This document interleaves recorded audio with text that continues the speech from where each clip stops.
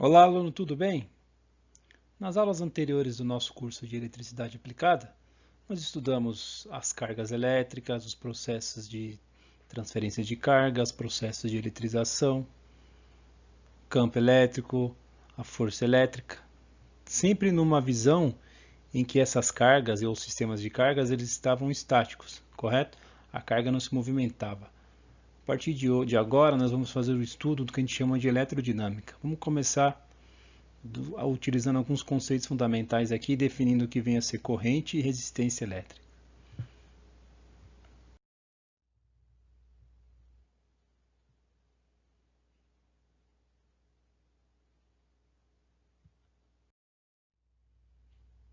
Diferentemente do que a gente viu nas aulas anteriores, agora vamos imaginar o seguinte: nossos portadores de carga eles têm liberdade para se movimentar.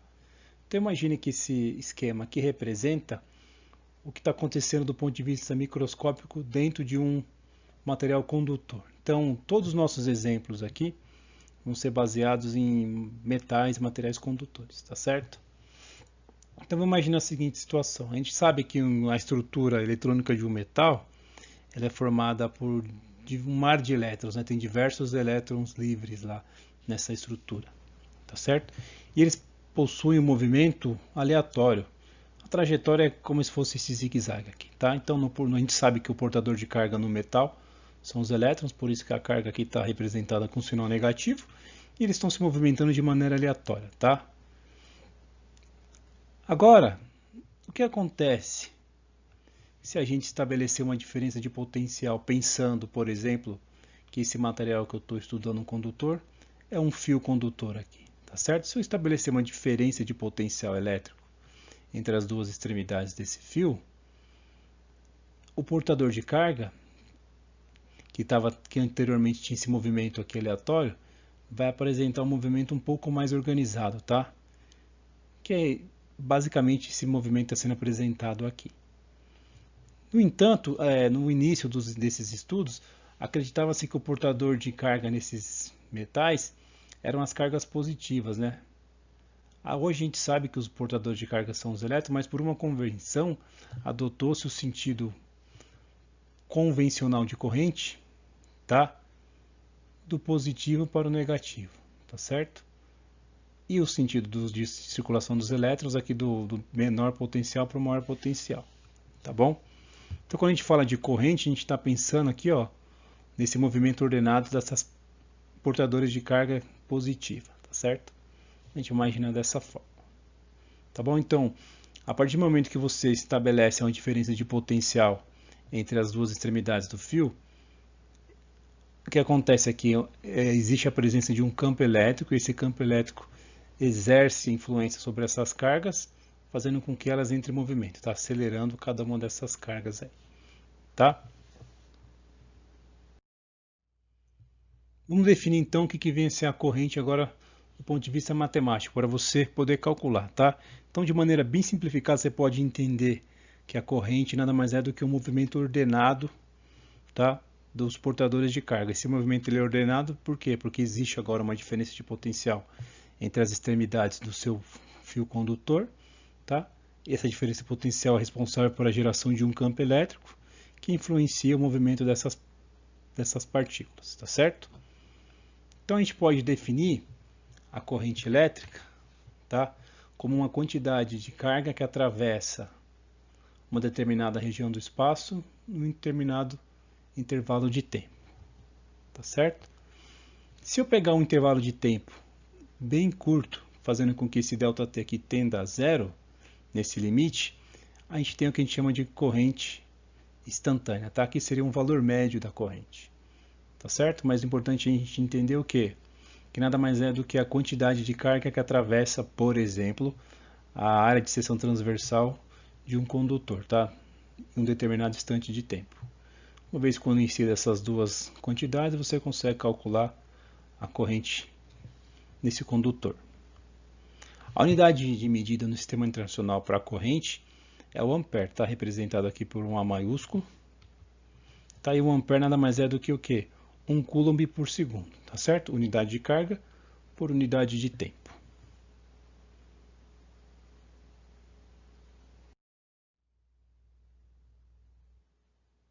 A gente pode entender também essa corrente elétrica do ponto de vista microscópico, tentando fazer uma modelagem do que está acontecendo. Imagina o seguinte, que eu tenho aqui um trecho, um pequeno pedaço de um condutor, tá certo?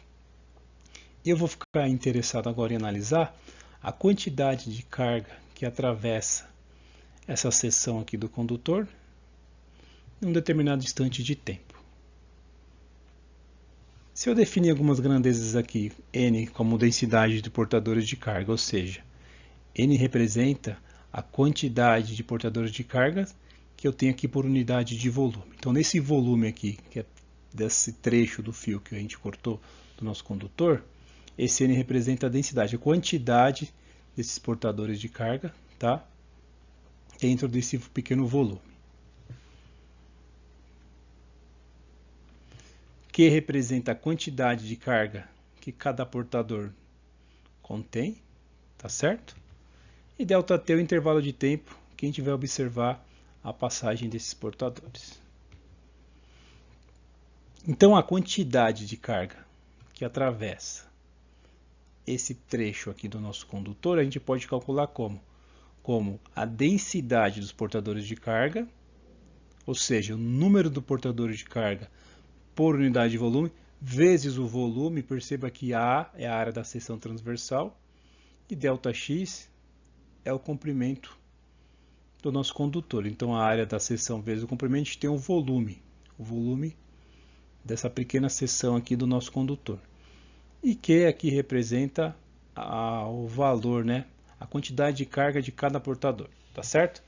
Então, com isso aqui eu determino a quantidade de carga elétrica que está atravessando essa seção do condutor. Se eu adotar uma velocidade com que cada portador de carga atravessa essa seção aqui do meu condutor e chamar isso aqui de VD, que a gente chama de velocidade de deriva, eu posso calcular essa velocidade média, né, pensando que cada portador de carga atravessa ou se desloca de uma quantidade ΔX no intervalo de tempo ΔT. Então, essa velocidade de deriva é o ΔX sobre ΔT. Então, perceba que eu posso escrever o ΔX como a velocidade de deriva de cada portador de carga, vezes o intervalo de tempo que ele gasta para chegar dessa seção e sair por essa outra seção aqui, tá certo? Se eu substituir agora essa informação dentro da minha equação aqui, eu posso reescrever essa quantidade de carga que atravessa essa seção da seguinte forma, como número de portadores de carga vezes a área de transferência aqui, né? A área da seção transversal, a velocidade de deriva com que essas partículas se movimentam, vezes o intervalo de tempo, ainda mais, vezes a quantidade de carga que cada portador possui, tá? Fazendo esse equacionamento aqui, a gente consegue determinar essa quantidade de carga. Lembrando da definição aqui de corrente, eu posso escrever a corrente como um ΔQ sobre ΔT, ou seja, a quantidade de carga que atravessa a seção do condutor por unidade de tempo, tá certo? Então, eu posso escrever a corrente como o número de portadores de carga vezes a área da seção transversal do seu condutor, vezes a velocidade de deriva desses portadores, vezes a quantidade de carga que cada um possui. Aí eu posso escrever a corrente dessa forma. Dessa maneira, eu represento ela do ponto de vista microscópico. Por quê? Porque eu estou levando em consideração o número de portadores de carga e o valor de carga de cada um deles, tá certo? Então é uma maneira de eu fazer esses cálculos levando em consideração esse modelo microscópico. Tá, e aqui essa figura que só ilustra essa velocidade de deriva, que é a velocidade com que essas partículas aqui, negativas, que são os elétrons, né, atravessam a seção. Perceba que na hora de exemplificar a corrente, a gente sempre trabalha com as cargas positivas. Por quê? Porque é a convenção do sentido positivo de corrente, tá? É o sentido que as cargas positivas se deslocam.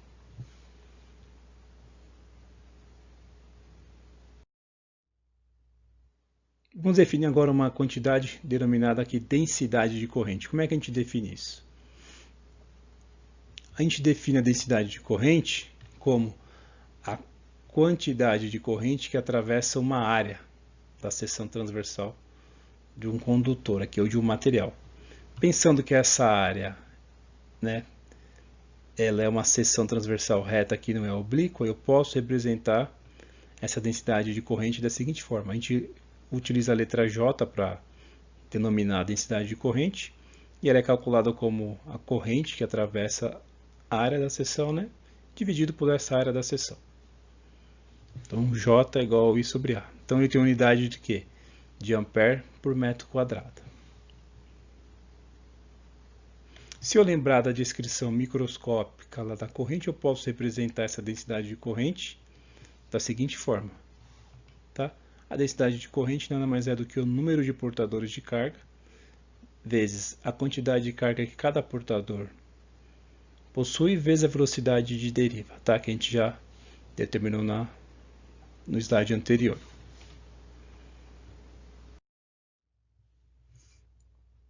Vamos definir agora o que vem a ser a resistência elétrica de um condutor, tá certo? Para isso, vamos expressar aqui a densidade de corrente e a sua relação com um campo elétrico, que é dada por essa equação, tá? Essa equação nos diz o seguinte, que a densidade de corrente ela é diretamente proporcional ao campo elétrico. Tá? Que campo elétrico é esse? Tá? É o campo elétrico que é resultado dessa diferença de potencial aqui entre as duas extremidades do seu condutor. Tá? Então, a densidade de corrente que atravessa esse condutor é diretamente proporcional ao campo elétrico E representado aqui, tá certo? E essa constante de proporcionalidade é o que a gente chama de condutividade elétrica do material, tá? Então é uma propriedade que cada material vai ter um valor, tá certo? Pois bem, essa equação da forma que está escrito aqui é o que a gente conhece como lei de Ohm, tá? Que representa uma relação entre a densidade de corrente e o campo elétrico, né? Resultante dessa diferença aqui de potencial entre as extremidades do seu condutor. Essa diferença de potencial, a unidade de medida dela no sistema internacional a gente chama de volt, que nada mais é do que 1 joule por coulomb, tá certo? Eu posso representar essa diferença de potencial aqui em função do campo elétrico. E quando eu faço isso, essa diferença de potencial é dada por quê? Pelo campo elétrico E, resultante dessa diferença de potencial entre os extremos do seu fio condutor, e a distância que separa esses dois pontos, que é L. Tá? Então, ΔV é o campo elétrico vezes o comprimento aqui do meu condutor, tá certo? Agora, se eu carregar essa informação aqui e substituir na equação da densidade de corrente, apresentada aqui em cima, olha como é que eu posso reescrever isso. No lugar do meu campo elétrico, eu vou colocar o que? O ΔV sobre L. Por isso que a equação ficou dessa forma. Tá? Então, eu tenho a densidade de corrente, a condutividade térmica do material, ΔV sobre L. Diferença de potencial VB menos VA sobre o L.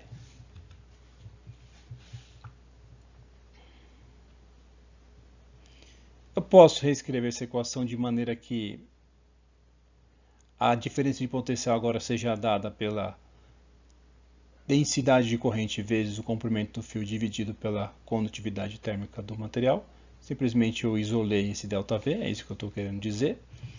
Correto? Agora, aplicando a definição anterior de densidade de corrente, quero o quê? A corrente por unidade de área. No lugar do J que aparece aqui, ó, eu faço essa substituição. Coloquei a corrente por unidade de área. Tá vendo essa quantidade aqui, ó, que está multiplicando a corrente?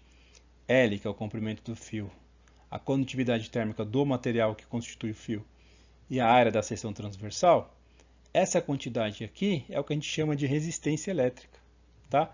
E a gente utiliza a letra R para representar essa grandeza elétrica, tá certo? Então, R é a resistência do condutor, como eu havia dito, e a unidade de medida é o Ohm, que nada mais é do que o quê? 1 volt por ampere.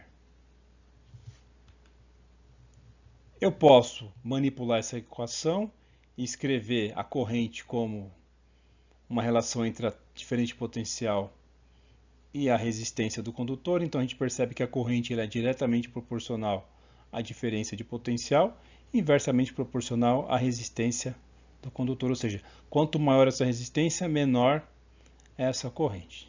Tá? Por quê? Quanto maior essa resistência, mais choques vão ocorrer entre os portadores de carga e a estrutura do seu material, tá? Fazendo com que essa corrente aqui seja menor. E eu também posso representar a resistência como uma relação entre a diferença de potencial e a corrente. Tá certo? Muitas pessoas chamam essa equação aqui, ou dão nome para essa equação, de lei de Ohm, mas na verdade a lei de Ohm, como eu havia dito anteriormente, é dada por essa equação. Essa aqui só representa uma relação em um material que obedece à lei de Ohm, que a gente considera um material desse tipo como um material ôhmico, tá? A relação entre a diferença de potencial e a corrente, cuja constante aqui de proporcionalidade entre essas duas grandezas é a resistência elétrica. Eu posso trabalhar com essa definição aqui da resistência para definir uma outra grandeza que a gente também utiliza bastante aí no ramo da eletricidade, tá? Que é a resistividade elétrica. Tá? Nada mais é do que o que? O inverso da condutividade, tá certo?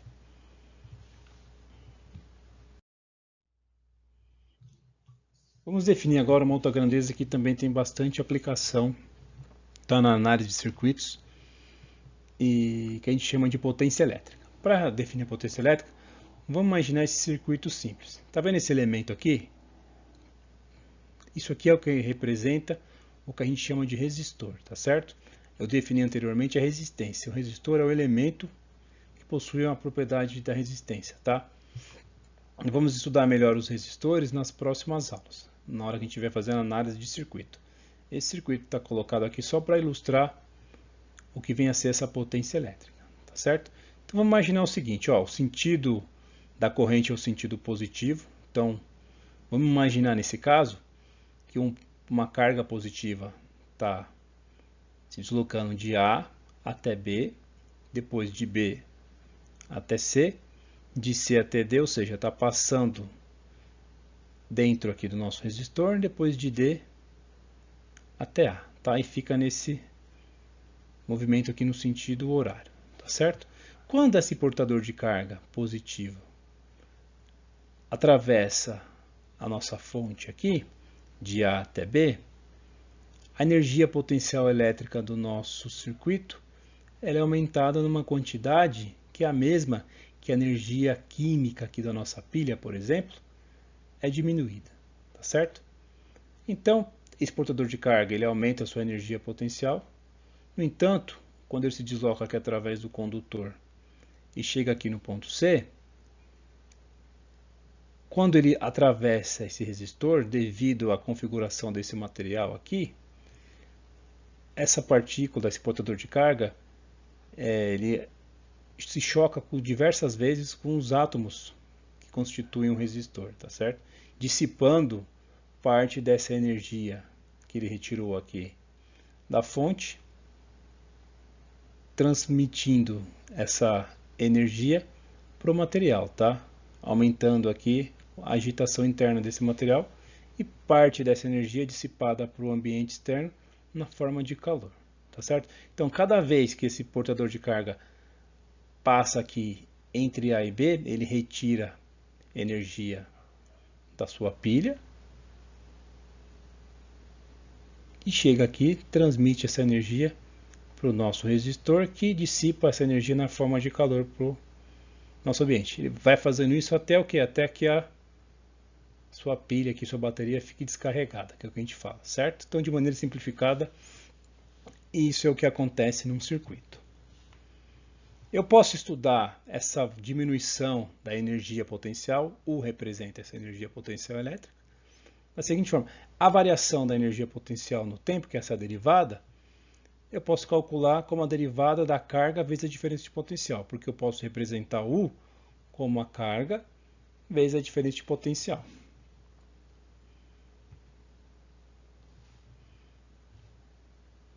Quando eu derivo essa quantidade de carga aqui no tempo, o que aparece? dQ dt a gente já viu no começo da aula que é a corrente, tá? Então essa variação da energia potencial aqui, ela vai ser igual à corrente vezes a diferença de potencial. E é isso que a gente chama de potência elétrica, tá certo? É a potência transferida aqui da sua fonte para o seu resistor, tá? E é isso que ele vai dissipar na forma de energia para o ambiente. Potência elétrica, então a gente representa pela letra P. Lembrando da relação que a gente determinou entre tensão e corrente, e entre corrente, tensão e resistência, que partiu lá da lei de Ohm, tá? Eu posso representar a potência de diversas formas, tá?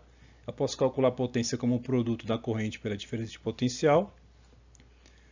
Se eu lembrar dessa definição aqui, ΔV e substituir nessa posição, eu vou ter potência vai ser igual a R vezes I ao quadrado, ou potência vai ser igual a diferença de potencial ao quadrado dividido por R, tá? Então, partindo dessa relação e utilizando essas outras duas, você pode expressar a potência dessas três formas aqui. Aí você vai utilizar aquela que se adeque aos dados que você possui em cada problema a ser resolvido, tá certo?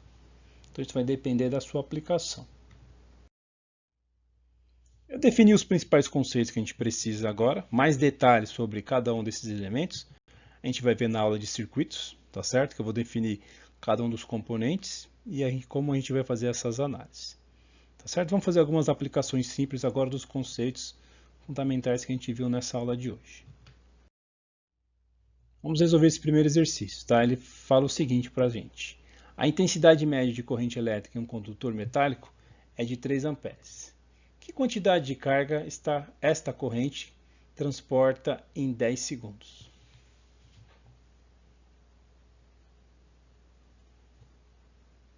Vamos fazer isso então.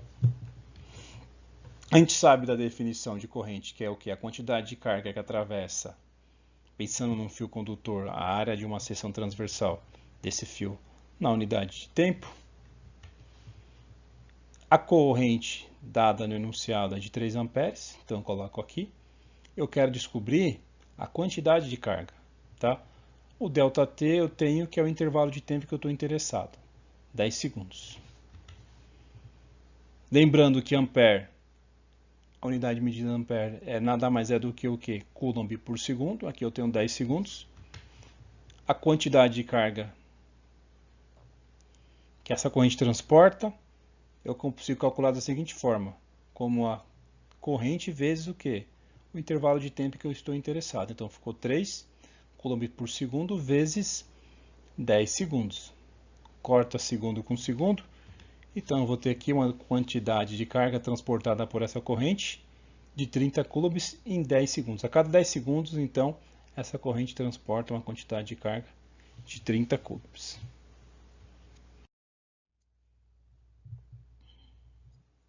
Vamos agora resolver aqui o exercício 2. Ele nos fala o seguinte. Um fusível no circuito elétrico é um fio cujo objetivo é derreter-se e desta forma interromper o circuito, caso a corrente exceda um valor pré-determinado, ou seja, é um elemento de segurança do seu circuito, certo? A partir do momento que a corrente ultrapassa um valor de referência, esse fusível, o material do fusível, ele se funde, como o próprio nome diz, tá? E ele interrompe a passagem de corrente e ele preserva a integridade dos seus aparelhos que estão ligados na sua rede, tá certo? Agora vamos lá. Suponha que o material que compõe um fusível se derreta sempre que a densidade de corrente atingir 440 A por centímetro quadrado. Qual o diâmetro do condutor cilíndrico que deverá ser usado para restringir a corrente a meio ampere? Tá certo? Então, qual o diâmetro do fio condutor, tá? Do nosso fusível, que tem que ser utilizado para restringir uma corrente de meio ampere no nosso circuito. Para resolver esse problema, a gente precisa lembrar da definição de densidade de corrente, tá? Que é a corrente por unidade de área aqui. Então, o valor da corrente, tá? Não confunda esse A aqui com ampere, tá? Esse A representa a área, tá bom? Por qual essa corrente aqui ultrapassa. Se eu estou falando de um condutor cilíndrico, então a área da seção transversal é uma área circular, tá? Então, a área desse círculo eu calculo como πr quadrado, no lugar da área. Eu tenho a densidade, eu tenho a corrente que eu quero limitar, Se eu determinar o raio, eu consigo determinar qual é o diâmetro do fio, tá, do nosso fusível. Então vamos fazer isso. Expressando aqui R, que é o que eu estou interessado em determinar, eu tenho que R ao quadrado vai ser igual a corrente dividido pela densidade de corrente vezes π. Tá? Só passei esse R ao quadrado para cá e o J dividido. Se eu quero encontrar o R, eu preciso tirar a raiz dessa quantidade, certo? Substituindo já os valores, eu tenho aqui ó, meio ampere, que é a corrente que eu quero limitar no circuito. A densidade de corrente, que estava 440 ampere por centímetro quadrado, eu só converti para metro quadrado aqui, certo? Realizando os cálculos, a gente chega que o raio tem que ser igual a 1,9 vezes 10 a menos 4 metros. Se eu quero saber o diâmetro, é só multiplicar o raio por 2, tá? Então o diâmetro do fio do nosso fusível tem que ser de 3,8 vezes 10 a menos 4 metros, tá? Uma vez que ele obedecer essa dimensão, ele vai fundir quando a corrente ultrapassar esse valor de meio ampere e vai proteger os equipamentos que estão ligados no seu circuito elétrico. Vamos agora para o exercício 3, que nos diz o seguinte: uma pessoa pode ser eletrocutada se uma corrente tão pequena quanto 50 mA passar perto de seu coração. Um eletricista que trabalha com as mãos suadas faz um bom contato com os dois condutores que está segurando.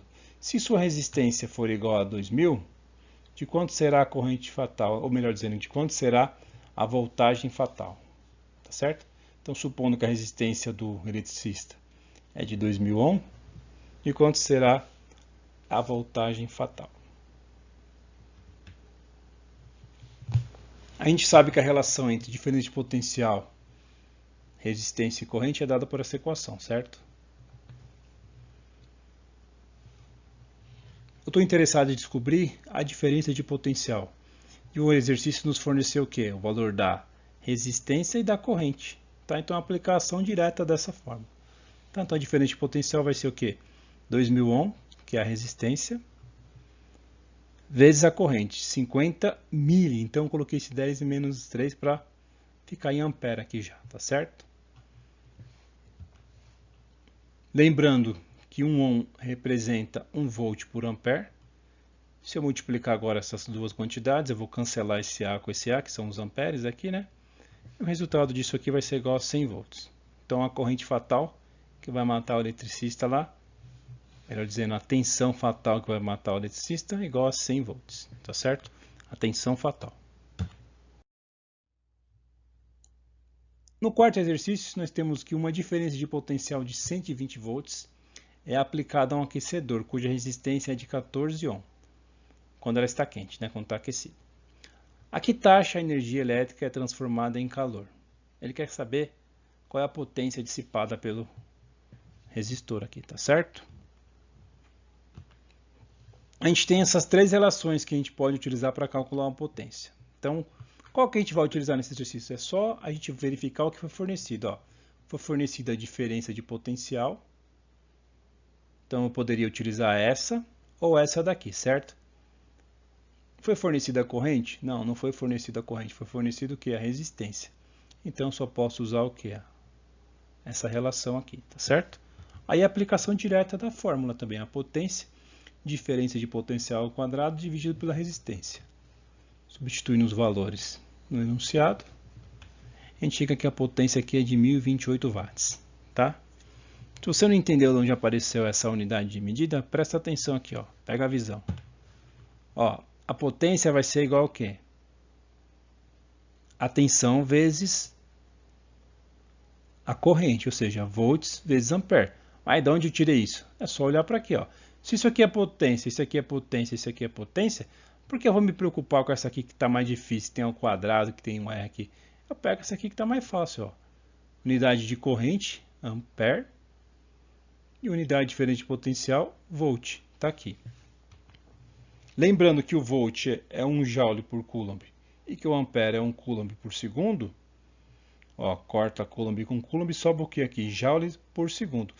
Unidade de calor por tempo, ou melhor dizendo, energia por tempo, é o que a gente chama de potência, tá? E a unidade de medida aqui é watts. Tá certo?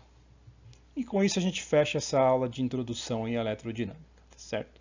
Bons estudos e até a próxima.